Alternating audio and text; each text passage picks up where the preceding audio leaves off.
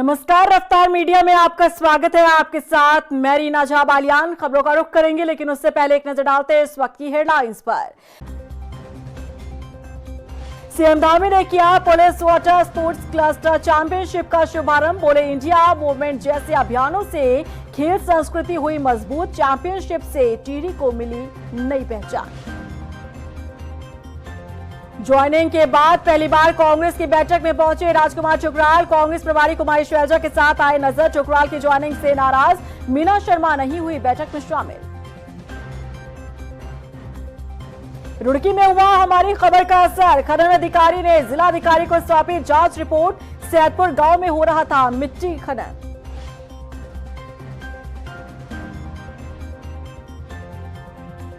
उत्तराखंड में बारिश बर्फबारी से बड़ी ठंड। बर्फ की चादर में ढका केदारनाथ और यमुनोत्री धाम। किसानों की फसल भी हुई बर्बाद।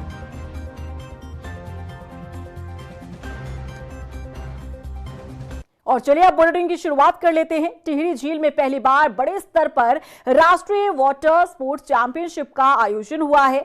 कार्यक्रम में मुख्यमंत्री पुष्कर सिंह धामी वर्चुअली शामिल हुए। बिगड़े मौसम, ठंडी हवा और तेज लहरों के बीच देश भर से आए 19 हिमवीरों की टीम ने दमखम दिखाया। सूबे के मुखिया पुष्कर सिंह धामी ने हिमवीरों के जज्बे को सलाम किया। वहीं खिलाड़ियों में जबरदस्त उत्साह देखने को मिला। बता दें कि राष्ट्रीय चैंपियनशिप का आयोजन आईटीबीपी ने करवाया है, जिनमें आईटीबीपी, सीआरपीएफ, बीएसएफ, एसएसबी और विभिन्न राज्य पुलिस बलों के करीब 440 से अधिक महिला और पुरुष खिलाड़ियों ने हिस्सा लिया। इसमें कैनोइंग, कयाकिंग और रोइंग जैसी प्रतियोगिता का आयोजन किया गया है। बहुत ही अगर अपने आप में देखा जाए तो उत्तराखंड के लिए एक तरह से मैं तो कहूँगा कि 38वें राष्ट्रीय खेल के बाद उपहार के रूप में मिला है। ये ज़िला जो है ये वाटर स्पोर्ट्स के लिए बहुत ही बड़ा गढ़ होने वाला है। सिर्फ राज्य का ही नहीं बल्कि राष्ट्र का गढ़ होगा। और जिस तरह से हमारे कैनोइंग, कयाकिंग, राफ्टिंग और रोइंग भी इस जगह पे होगी, राफ्टिंग हमारे गंगा वाले स्ट्रेच पे होगी, तो इस पूरे ज़िले को हम लोग एक वाटर स्पोर्ट्स का पूरे देश का अग्रणी जनपद बनाने की तैयारी कर रहे हैं।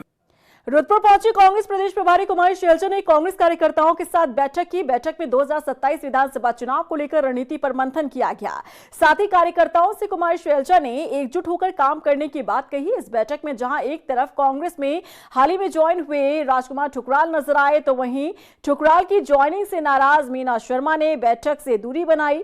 इसी को लेकर जब मीडिया ने कुमारी शैलजा से सवाल किया तो उन्होंने कहा कि मीना शर्मा से बात हो जाएगी और किसी से भी पार्टी में बात करने से उन्हें कोई गुरेज नहीं है। सियासी ब्रेक पर चल रहे हरीश रावत का यूं अचानक प्रीतम सिंह से मुलाकात करना माना जा रहा है कि अब कांग्रेस में ऑल इज वेल हो गया है। नाराज चल रहे हरदा की नाराजगी दूर हो चुकी है। सभी नेता अब एक साथ मिलकर काम करने वाले हैं। वहीं कांग्रेस प्रदेश प्रभारी का दौरा भी पार्टी की गुटबाजी को दूर करने का काम कर रहा है। लेकिन इन सबके बीच सवाल है कि कांग्रेस को इस हाल में लाने और डेंट पहुंचाने के लिए आखिर कौन जिम्मेदार है। देखिए रिपोर्ट। कांग्रेस की गुटबाजी दूर, सफल हुई पार्टी में सुलह की कोशिश। हरदा प्रीतम की मुलाकात, क्या कांग्रेस में बन गई बात? प्रभारी शैलजा का दौरा लाएगी पार्टी में बड़ा बदलाव। बीते कुछ दिनों से उत्तराखंड की सियासत में कांग्रेस की गुटबाजी का ही मुद्दा घूम रहा था। वजह वही पार्टी की अंतर्कलह, जिसके कारण कांग्रेस को समय समय पर नुकसान झेलना पड़ता रहा है। लेकिन अब माना जा रहा है कि कांग्रेस की गुटबाजी और नेताओं की नाराजगी दूर हो चुकी है।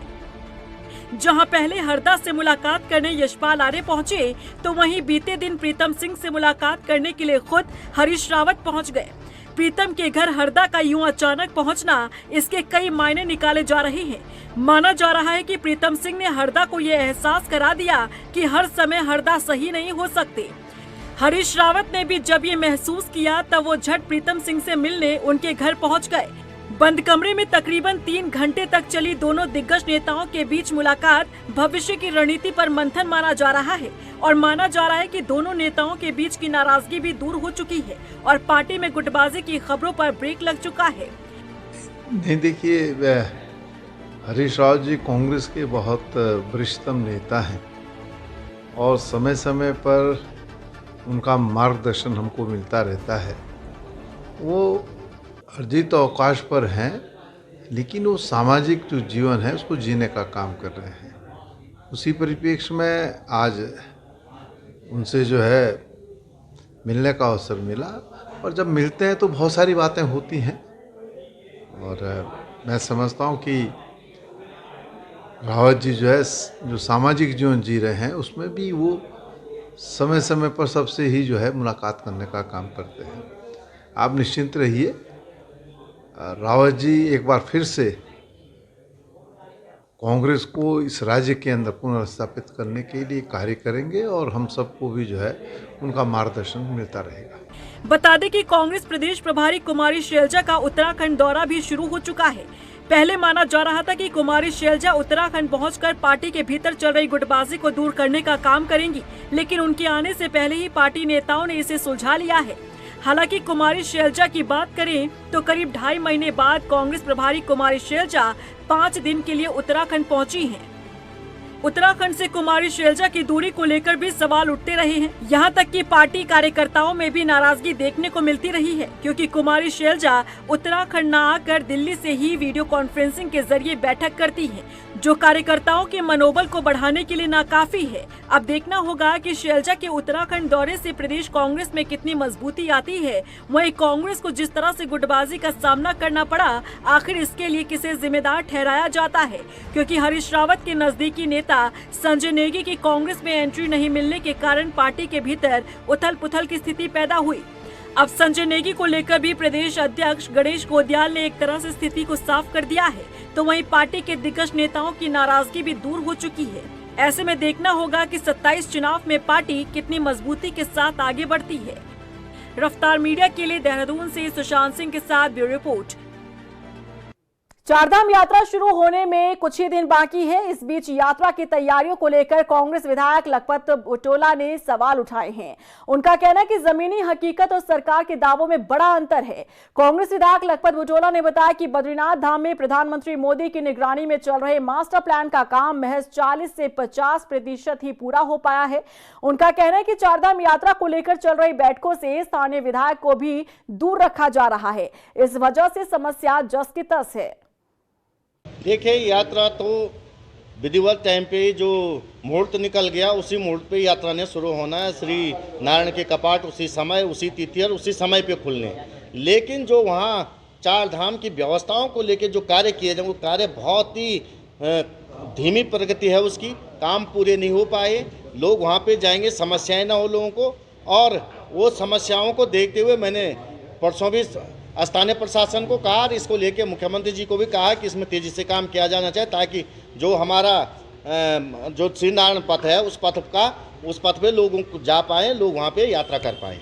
बीजेपी 2027 चुनाव में हैट्रिक लगाने के साथ ही पिछले चुनाव से अधिक सीटें जीतने का दावा कर रही है। लेकिन आपको ये जानकर हैरानी होगी कि राज्य गठन के बाद से लेकर अब तक प्रदेश की 5 ऐसी सीटें हैं जहां कभी कमल खिल ही नहीं पाया। यानी कि इन 5 सीटों पर बीजेपी कभी जीत हासिल कर नहीं पाई। आखिर कौन सी है वो 5 सीटें जहां बीजेपी को हर बार हार का सामना करना पड़ता रहा? देखिए इस रिपोर्ट में। उत्तराखंड की 5 सीटों पर कभी नहीं खिला कमल, बीजेपी को हर बार मिली हार। 5 विधानसभा सीटें आज भी बीजेपी से दूर। बीजेपी ने किया क्लीन स्वीप का दावा। क्या 27 चुनाव में बीजेपी तोड़ेगी मिथक? बीजेपी 2027 चुनाव में हैट्रिक लगाने के साथ ही पिछले चुनाव से अधिक सीटें जीतने का दावा कर रही है। लेकिन आपको ये जानकर हैरानी होगी कि राज्य गठन के बाद से लेकर अब तक प्रदेश की 5 ऐसी सीटें हैं जहां बीजेपी का कमल कभी खिल ही नहीं पाया। बीजेपी को 5 सीटों पर कभी भी जीत हासिल नहीं हो पाई। 70 सीटों वाले राज्य में बीजेपी ने 2017 और 2022 में सत्ता में वापसी का इतिहास तो बनाया, लेकिन इन 5 सीटों पर अब तक सफलता नहीं मिल पाई। इन सीटों की बात करें तो इनमें चकराता, पिरान कलियर, मंगलौर, धारचूला और जसपुर है। ये वो सीटें हैं जहां कभी कमल खिला ही नहीं। यहां तक कि 2017 के मोदी लहर के बावजूद इन सीटों का गणित नहीं बदल पाया। ऐसे में इन सभी सीटों पर मिथक को तोड़ना पार्टी के लिए किसी चुनौती से कम नहीं। हालांकि इसे लेकर प्रदेश महामंत्री कुंदन परिहार का कहना है कि पार्टी द्वारा बूथ स्तर तक कार्यक्रम चलाकर विशेष रणनीति बनाते हुए 5 ही विधानसभा सीटों पर जीत दर्ज करेंगे। पिछले विधानसभाओं में 47 सीटें उसको प्राप्त हुई थी। इस बार हमारा फोकस है कि जो 23 सीटों में पिछले बार हम नहीं जीत पाए और जो आज तक हम 5 सीटें नहीं जीत पाए, निश्चित रूप से एक बड़ी रणनीति के साथ हम जो हमारे 28 सीटें ऐसे बनती हैं, तो ऐसे 28 सीटों में हम लोग अधिकांश सीटें जीतें, ऐसा हमारा प्रयास चल रहा है। इसके लिए हमने बूथ स्तर से लेकर के जो हमारे प्रदेश स्तर का मंथन जिसमें चला हुआ है, अनेक कार्यक्रम हमने अपने बूथ स्तरीय यहाँ पर दिए हुए हैं। अभी भी पार्टी के जो स्थापना दिवस हैं वो हमारा बूथ स्तरीय कार्यक्रम है। आगे हमारा 14 अप्रैल को अम्बेडकर जयंती है, वो भी हमारा एक बूथ स्तरीय कार्यक्रम है। इसके अतिरिक्त 4 हमारे बूथ स्तरीय कार्यक्रम और हैं। हमारा फोकस इन सभी विधानसभाओं में है। हालांकि इन 5 ही सीटों पर बीजेपी की लगातार हार के पीछे कई जमीनी और सामाजिक कारण रहे हैं। सबसे बड़ा फैक्टर मजबूत स्थानीय चेहरे और उनके पारंपरिक वोट बैंक का रहा है, जिनकी पकड़ वर्षों से बनी हुई है। इसके साथ ही जातीय और धार्मिक समीकरण भी यहाँ चुनावी नतीजों को निर्णायक रूप से प्रभावित करते रहे हैं। लेकिन मिशन 2027 के लिए भारतीय जनता पार्टी इन सभी सीटों पर जीत के लिए पूरी तरीके से आश्वस्त दिखाई दे रही है। लेकिन वहीं दूसरी तरफ मुख्य विपक्षी दल कांग्रेस भी इन सभी सीटों पर जीत का दावा कर रहा है। ये दिवा स्वप्न तो वो देखते रहते हैं, और जिन 5 विधानसभाओं की आप बात कर रहे हैं वहाँ हमारे मूर्धन्य नेता हैं, और वो ऐसे नेता हैं वहाँ जो अगल बगल की सीटों को भी जिता के लाएंगे। तो 5 दिए 15 तो वही हो गई। और भारतीय जनता पार्टी को हम चुनौती देना चाहते हैं कि किसी को भी ले आओ वहाँ लड़ाने के लिए उनके साथ, किसी को भी, वो सीटें कभी हम हारेंगे नहीं। और इस बार तो कांग्रेस का कार्यकर्ता और यहाँ तक कि जनता पूरी तरह से कांग्रेस को सत्ता में बिठाने का संकल्प ले चुकी है। 2022 के विधानसभा चुनाव में बीजेपी ने 47 सीटें जीतकर लगातार दूसरी बार सरकार बनाई। लेकिन राज्य गठन के बाद से लेकर अब तक 5 विधानसभा सीटें ऐसी हैं जिस पर बीजेपी ने कभी जीत का स्वाद नहीं चखा। ऐसे में मिशन 2027 के लिए पार्टी को इन सीटों को अपने पाले में करने के लिए कड़ी मशक्कत करने की जरूरत है।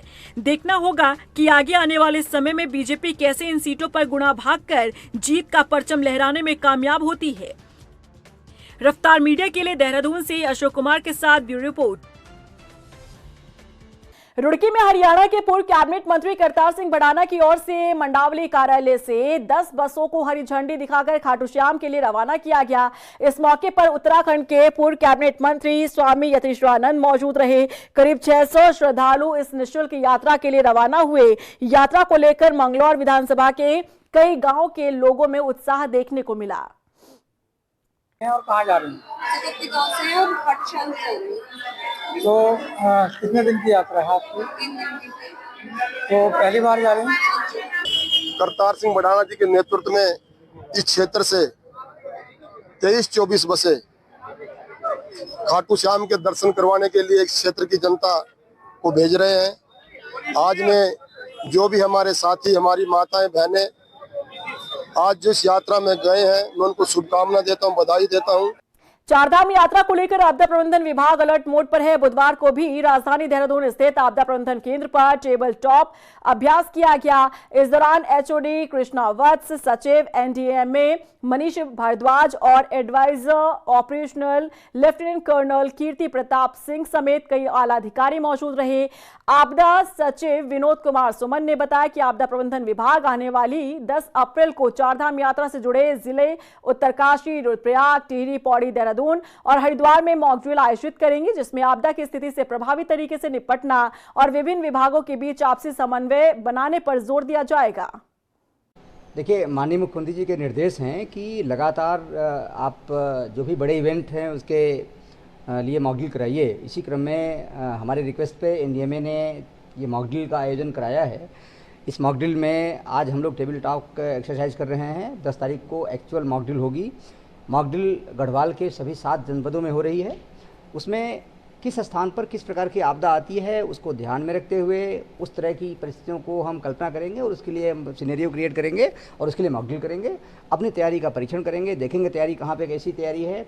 एनडीए में सुपरवाइज करेगा, जो गैप्स होंगे, जो कमियां होंगी, उसको दूर करने की कोशिश करेंगे। राजधानी देहरादून में जनगणना संचालन की निदेशक ईवा आशीष श्रीवास्तव ने जनगणना को लेकर जानकारी दी। उन्होंने बताया कि पहली बार लोग खुद CMMS पोर्टल पर जाकर जनगणना कर सकते हैं। 2011 के बाद से 16वीं जनगणना होने जा रही है। इससे पहले 2021 में जनगणना होनी थी, लेकिन कोरोना काल के चलते इसे टाल दिया गया था। हालांकि अब डिजिटल और आधुनिक तरीके से जनगणना को किया जा रहा है। इसके लिए प्रदेश के 13 जिलों और 11 नगर निगम में 24 प्रिंसिपल सेंसस ऑफिसर तैनात किए गए हैं। प्रिंसिपल सेंसस ऑफिसर की जिम्मेदारी गृह मंत्रालय के अधीन है। इसमें मुख्य सचिव, जिलाधिकारी और नगर आयुक्त हैं। बता दें कि 25 अप्रैल से 24 मई तक हाउस लिस्टिंग ऑपरेशन चलाया जाएगा, जबकि 10 से 24 अप्रैल तक सेल्फ एन्यूमरेशन किया जाएगा। सेंसस को सक्सेसफुल बनाने में, और इस बार के सेंसस में तो और भी आपका महत्वपूर्ण रोल है, क्योंकि सेल्फ एन्यूमरेशन भी है और उसके अलावा भी बहुत से समय में परिवर्तन हो चुका है 2011 से, और घर घर जानकारी पहुंचना, सेंसस की इसका मैसेज पहुंचना बहुत ज़रूरी है और ये आप ही लोग कर सकते हैं। तो मैं पहले प्रेजेंटेशन के माध्यम से एक आउटलाइन आपके सामने रखूँगी कि सेंसस, इसका बैकग्राउंड क्या है और फेजेस किन चरणों में हम इनको करते हैं, इसकी प्रिपरेशन क्या होती है और किन डिजिटल टूल्स का इस्तेमाल सेंसस में किया जा रहा है। था स्वगणना की जो कार्यवृद्धि है, कार्य अवधि है सेल्फ एन्यूमरेशन की, वो 10 अप्रैल 2026 से, यानी कि आज से 2 दिन बाद, परसों से प्रारंभ होगी और 24 अप्रैल तक है, और ये वॉलंटरी है। तो इस सुविधा के अंतर्गत जो हमारे परिवार हैं वो प्रथम बार वेब पोर्टल का एड्रेस भी हम प्रेस नोट में आपको दे देंगे, se.census.gov.in के माध्यम से स्वयं अपनी जानकारी दर्ज करने का विकल्प इसमें उपलब्ध कराया गया है। देहरादून डीएम सवीन बंसल को लेकर अधिवक्ताओं की नाराजगी बढ़ती ही जा रही है। जिलाधिकारी के ट्रांसफर पर अड़े अधिवक्ताओं ने कामकाज ठप कर दिया है। वहीं दूसरी तरफ कई संस्था डीएम के समर्थन में सामने आ रही है और सवीन बंसल को एक ईमानदार अधिकारी बता रही है। देख रिपोर्ट। डीएम सवीन बंसल के खिलाफ अधिवक्ताओं ने उठाई आवाज। जिलाधिकारी के ट्रांसफर की मांग पर अड़े अधिवक्ता, हड़ताल के कारण कामकाज ठप, डीएम के समर्थन में कई संस्था। देहरादून के डीएम सवीन बंसल की ट्रांसफर की मांग पर अड़े अधिवक्ताओं ने हड़ताल शुरू कर दी है, जिसके कारण कामकाज ठप पड़ा है। दून बार एसोसिएशन ने साफ कहा है कि जब तक मुख्यमंत्री से बात नहीं होती तब तक जिलाधिकारी न्यायालय का पूर्ण रूप से बहिष्कार और राजस्व न्यायालयों और रजिस्ट्रार कार्यालय के साथ अब सिविल कोर्ट का पूरी तरह से बहिष्कार किया जाएगा। वहीं अब जिलाधिकारी के समर्थन में भी कई संस्था सामने आ रही है और जिलाधिकारी को एक ईमानदार अधिकारी बता रहे हैं। दरअसल 25 मार्च को कलेक्टर और जिला मजिस्ट्रेट न्यायालय में मैसेज दून वैली बनाम सरकार वाद की सुनवाई के दौरान अधिवक्ता प्रेमचंद शर्मा ने न्यायालय की कार्रवाई पर टिप्पणी की थी। जिला मजिस्ट्रेट ने इसे न्यायालय की गरिमा के प्रतिकूल और पेशेवर आचरण के गंभीर उल्लंघन के रूप में दर्ज किया। जिलाधिकारी की कार्रवाई पर देहरादून बार एसोसिएशन के अध्यक्ष ने कहा कि प्रेमचंद शर्मा बार एसोसिएशन के 7 बार अध्यक्ष रह चुके हैं और बार चैम्बर समिति के अध्यक्ष भी। वरिष्ठ अधिवक्ता की ओर से यदि कोई टिप्पणी की गई थी तो जिलाधिकारी को इसकी सूचना बार एसोसिएशन को देनी चाहिए थी। बार एसोसिएशन ने कहा कि मुख्यमंत्री से बात करेंगे और जब तक मुख्यमंत्री से बात नहीं होती तब तक कोर्ट में पूर्ण रूप से हड़ताल रहेगा।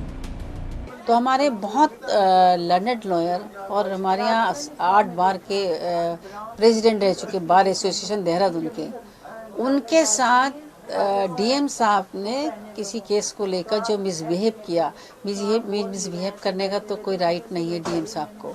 आप केस वर्क में बातचीत कर सकते हैं, मैं भी कभी कभी हॉट टॉक्स होती हैं कि भाई चलो एक दूसरी तरफ से भी, इधर से भी, दोनों पक्षों की तरफ से होती हैं, और आप तो उसमें जज काम कर रहे हैं ना, आप तो डीएम हैं और आपको तो इस बात का वो होनी चाहिए कि एक अधिवक्ता अपने क्लाइंट के लिए बात अपनी रखेगा ही रखेगा।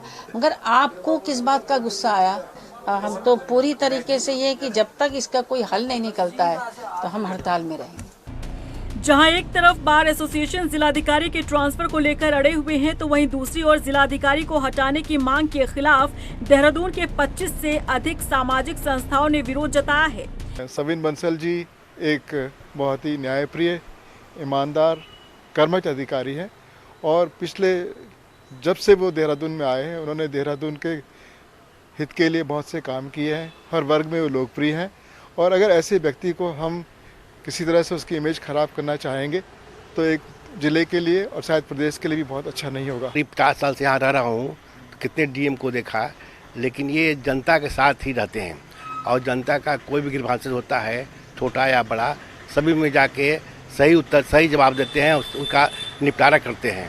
और सच में मैं तो समझता हूँ कि बहुत ही कर्मठ हैं और ज़िला के लिए, अपना उत्तराखंड के लिए ऐसे डीएम मिलना मुश्किल है। ऐसे कर्मठ आदमी की ज़रूरत है। उसे एक जरा सी बात के ऊपर कि भाई उनका लाइसेंस उन्होंने रिवॉल्वर का कैंसिल कर दिया। आप उनके प्ली देखिए ना, वो तो कानून के खुद जानकार हैं वकील लोग, कि किस कारण पे कोई सस्पेंशन करा और खाली इसके ऊपर आप इतना बड़ा स्टेप ले रहे हैं, तो ये तो बिल्कुल गलत बात है ना।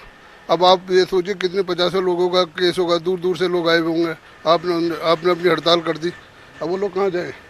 वो अपने न्याय के लिए, और कहाँ पहाड़ों से आए होंगे, कहीं दूर दूर से आए होंगे। जिस तरह से आम जनता जिलाधिकारी के समर्थन में उतर रही है, तो वहीं बार एसोसिएशन जिलाधिकारी के खिलाफत में है। ऐसे में सरकार के लिए फैसला करना कहीं न कहीं मुश्किल भरा हो सकता है। रफ्तार मीडिया के लिए देहरादून से हिमांशु चौहान की रिपोर्ट। देहरादून में बीते दिनों हुए रिटायर्ड ब्रिगेडियर हत्याकांड के बाद पुलिस ने पब, बार, होटल और रेस्टोरेंट संचालन को लेकर सख्ती दिखाई है। पुलिस ने करीब ऐसे 50 प्रतिष्ठान चिन्हित किए हैं जिन पर पुलिस सीसीटीवी के जरिए नजर रखेगी। इसके लिए बाकायदा एक कंट्रोल रूम भी बनाया जाएगा। पुलिस ने साफ किया है कि प्रतिष्ठान स्वामियों को अपनी प्रॉपर्टी की एंट्री और आउटर पॉइंट पर लगे सीसीटीवी का एक्सेस पुलिस को उपलब्ध कराना होगा। माननीय मुख्यमंत्री जी के निर्देश पे और पुलिस हेडक्वार्टर के निर्देश पे ऑपरेशन प्रहार जो जनपद देहरादून में लगातार एक कार्रवाई हम लोगों के द्वारा की जा रही है, जिसका परिणाम भी इस समय सामने आ रहे हैं। पिछले 3 दिनों में कुल करीब 60 से ऊपर वारंटी, वांछित या इनामी हम लोगों के द्वारा पकड़े गए हैं। इसके साथ ही वेरिफिकेशन की जो ड्राइव है उनकी पे भी हमारी काफ़ी प्रगति है। तो drunk and driving, rash driving या अन्य जो गाड़ियों से रिलेटेड जो भी अपराध पहले हो रहे थे उनको ध्यान में रखते हुए इस पर मैसिव कार्रवाई की गई है, जिसमें 200 से ऊपर व्हीकल सीज किए गए हैं, करीब 1000 से ऊपर चालान इस पर किए गए हैं। उधम सिंह नगर में पुलिस को ऑपरेशन प्रहार के तहत बड़ी कामयाबी हाथ लगी है। एसएसपी अजय गणपति के निर्देश पर किच्छा पुलिस और एंटी नार्कोटिक्स टास्क फोर्स ने 2 अलग-अलग मामलों पर संयुक्त कार्रवाई करते हुए महिला नशा तस्कर सहित एक आरोपी को गिरफ्तार किया है।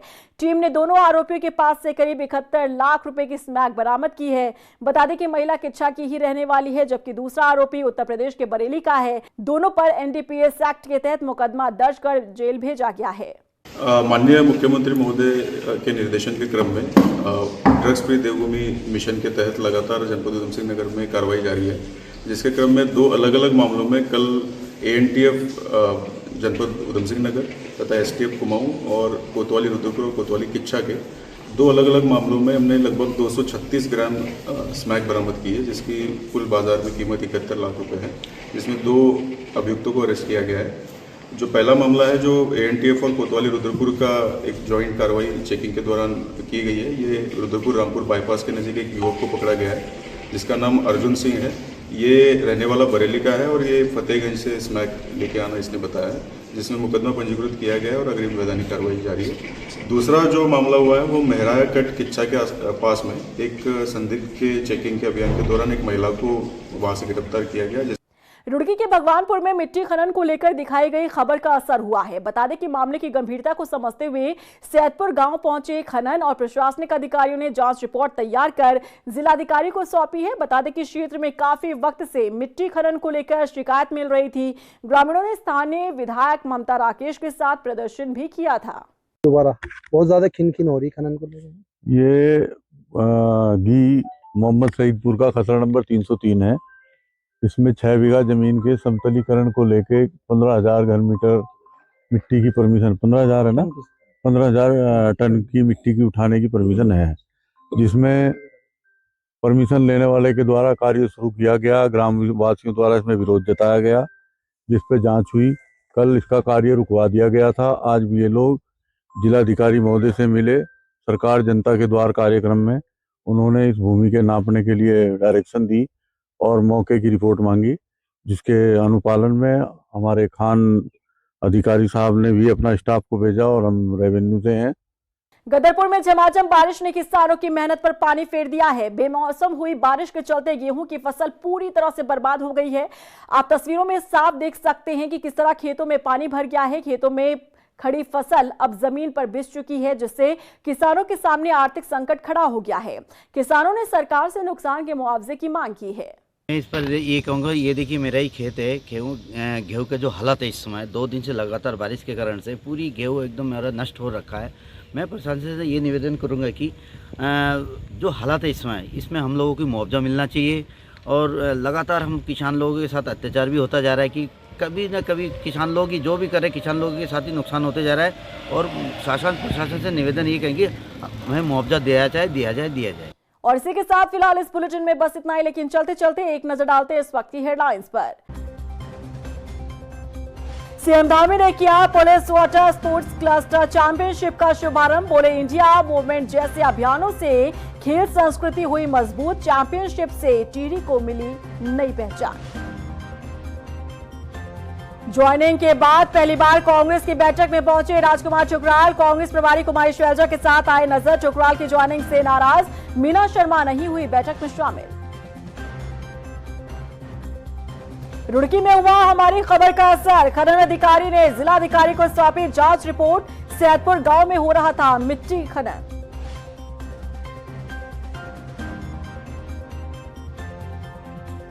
उत्तराखंड में बारिश बर्फबारी से बड़ी ठंड। बर्फ की चादर में ढका केदारनाथ और यमुनोत्री धाम। किसानों की फसल भी हुई बर्बाद।